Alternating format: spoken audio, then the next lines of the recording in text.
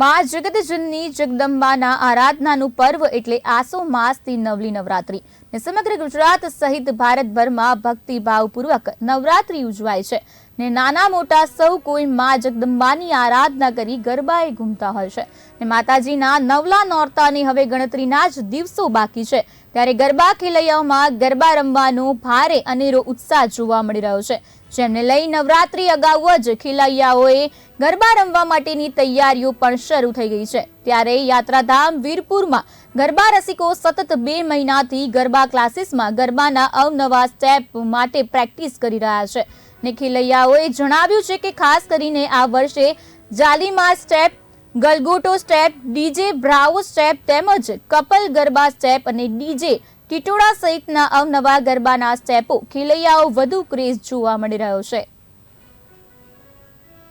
નવરાત્રીને ગણતરીના દિવસો બાકી રહ્યા છે ત્યારે અમે અહીંયા વીરપુરમાં છેલ્લા 2 મહિનાથી ગરબાના ક્લાસીસ શીખડાવી રહ્યા છીએ।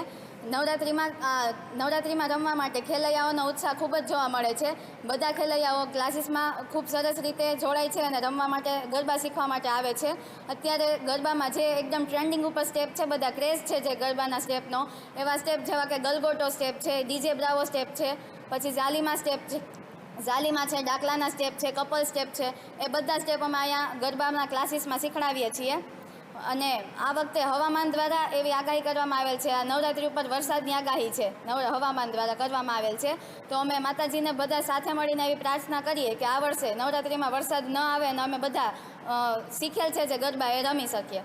અમે છેલ્લા 2 મહિનાથી અહીં ગરબાની પ્રેક્ટિસ કરી રહ્યા છીએ। અમે ખૂબ જ ઉત્સાહપૂર્વક રોજ ગરબાની પ્રેક્ટિસ કરી રહ્યા છીએ। એમાં ખાસ કરીને જે અત્યારે ટ્રેન્ડિંગમાં જે ગરબાના સ્ટેપ છે, ગલગોટો, ડીજે બ્રાવો, દાખલા છે, બધા અમે ઉત્સાહપૂર્વક રમીએ છીએ અને નવરાત્રિમાં પણ અમને રમવા મળે એવી અમારા બધા ખેલૈયાઓની ઈચ્છા છે કે અમે સારી રીતે રમી શકીએ।